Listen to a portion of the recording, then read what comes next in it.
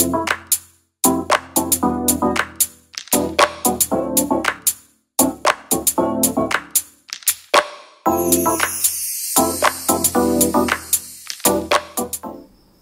saudara, sekarang saya ingin menjelaskan tentang induktor ya. Sesuai janji, saya akan jelaskan tentang induktor. Nah, sebelum membahas induktor, saya ingin menjelaskan pengertian atau konsep tentang inductance ya, inductance. Jadi asal katanya dari induksi elektromagnetik, muncul induktor, lalu ini ada istilah mutual inductance ya, induktansi ya. Induktor itu seperti kemarin dijelaskan, sebelumnya saya jelaskan, ini adalah berupa kumparan koil begini ya. Nah, ini ada koil 1, koil 2. Ini jumlah lilitannya N1, ini jumlah lilitannya N2 ya. Nah, ini kalau yang di dalam udara ya, ini butuh pengaruhnya atau efek induksinya nggak terlalu besar. Tapi kalau antara ini sama ini ada inti besi ya, di mana medan magnetik akan lebih mudah terbangkit di inti besi itu, maka dampaknya luar biasa ya. Oke, sekarang kita tinjau ada induktor 1 ini dan induktor 2 ya. Nah, seandainya di dalam koil yang kedua ini dialirkan arus listrik I2 ya. Ini I2 mengalir arus listrik, maka di sini akan ada medan magnetik vertikal ya. Vertikal, dan dia akan mempengaruhi flux yang ada di sini. Karena dia akan mempengaruhi perubahan flux di sini, maka ujung-ujung kawat ini akan mengalirkan arus listrik. Ya, ini namanya induksi. Jadi arus yang di sini atau potensial yang ada di sini menginduksi potensial yang ada di kawat yang kedua. Nah, sekarang kita membuat definisi nih, ya, membuat definisi. Jadi kalau ini ada tanda sama dengan 3 barnya 3 garis, ini berarti Anda bikin definisi. Jadi ini definisikan bahwa besarnya flux yang diterima oleh 1 oleh 2 ini V1 2 ini ya bergantung kepada I2-nya. Jadi semakin gede I2 yang Anda alirkan di sini, maka V12-nya akan semakin gede. Nah, hubungannya itu ditentukan oleh adanya namanya mutual inductance M12. Ya, jadi mutual inductance itu watak internal dari kawat koil 1 dan koil 2. Ini adalah induktansi bersama namanya ya.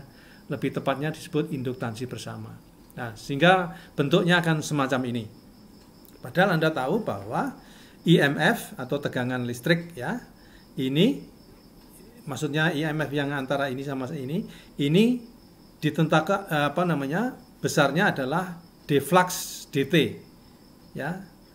D flux dt. Nah, kalau fluxnya Anda ganti ini, maka akan muncul persamaan ini.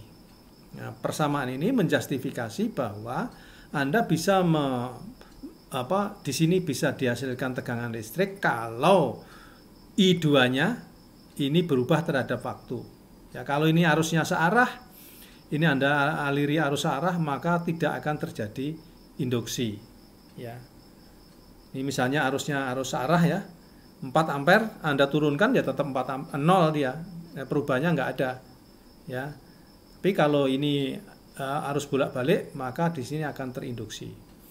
Jadi model hubungan antara koil 1 koil 2 ini terjadi kalau arusnya berubah-ubah. Ya, arus yang berubah-ubah itu namanya arus bolak-balik. Ya, oke. Nah, konsep ini dipakai di dalam teknologi yang namanya trafo atau transformer peubah. Ya. Ini gambar dari step up transformer, trafo peninggi tegangan. Maksudnya adalah ketika koil yang pertama ini bisa menginduksi koil yang kedua, ya, bisa menginduksi koil yang kedua, maka besarnya tegangan, ya, jadi EMF primary ini akan menghasilkan medan magnetik yang merambat di inti besi ini, ya, gitu.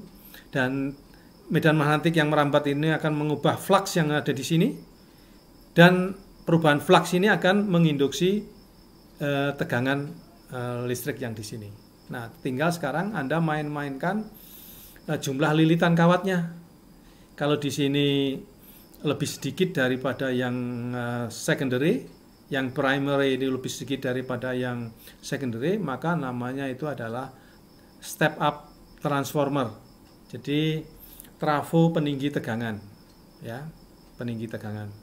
Ya, Anda bisa ini saling meniadakan, ya, deflux dt-nya sama di kedua ini karena ini merambat di inti besi yang sama, maka fluxnya sama, maka Anda menghasilkan seperti ini.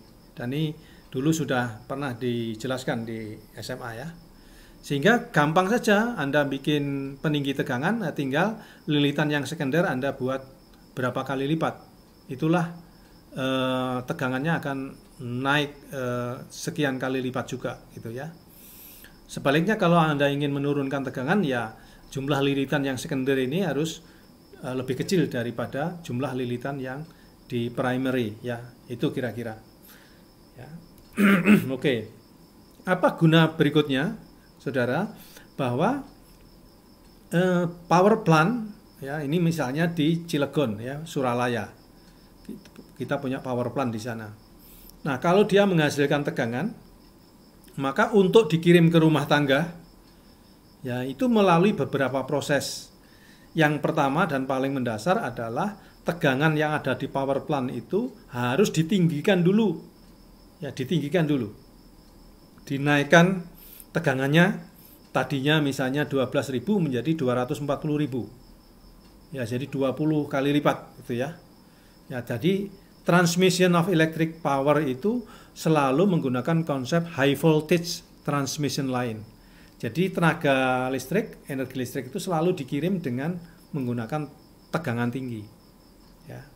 Nah, setelah itu ditransmisikan, diterima di gardu di Semarang, maka tegangannya diturunkan lagi. Diturunkan lagi, ke rumah tangga diturunkan lagi. Ya, seperti kita ketahui yang di kita ini, di Indonesia itu 220, ya, kalau di Amerika 240, di kita 220, ya.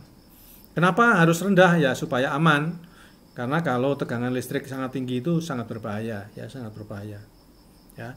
Jadi power loss can be greatly reduced if transmitted at high voltage. Jadi kehilangan daya listrik, energi listrik dari power plant ke lokasi rumah tangga itu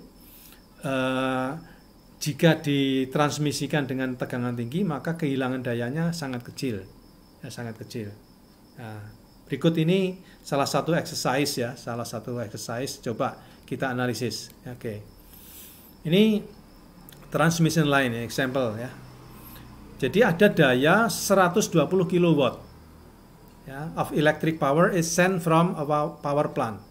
Ya, ini misalnya di Suralaya. The transmission lines have a total resistance of 0.4 ohm, ya. Jadi hambatannya 0,4 ohm.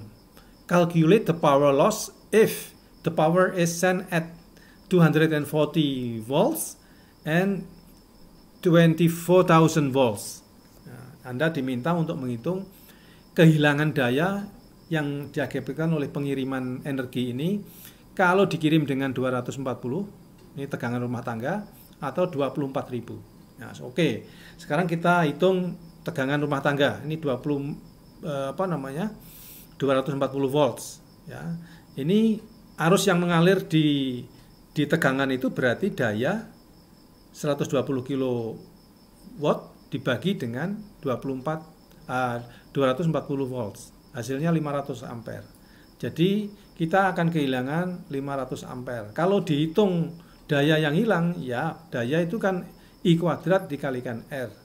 Ini 500 kuadrat dikalikan 0,4 ohm yang hilang itu 100 kW. Jadi dari 120 kW yang hilang itu 100 kW, berarti tinggal 20 kW. Nah, ini rugi besar. Ya, persentasenya 83% ini hilang. Ya. Nah, coba kalau ini misalnya dikirim dengan tegangan tinggi. Jadi sama angka yang di atas, ini kita ganti dengan 24.000. Ya, maka kehilangannya itu 5 ampere. 5 ampere. Kalau dayanya ya berarti I kuadrat dikalikan R, 5 kuadrat dikalikan 0,4, 10 watt. 10 watt itu ya setara dengan lampu biasa lah ya.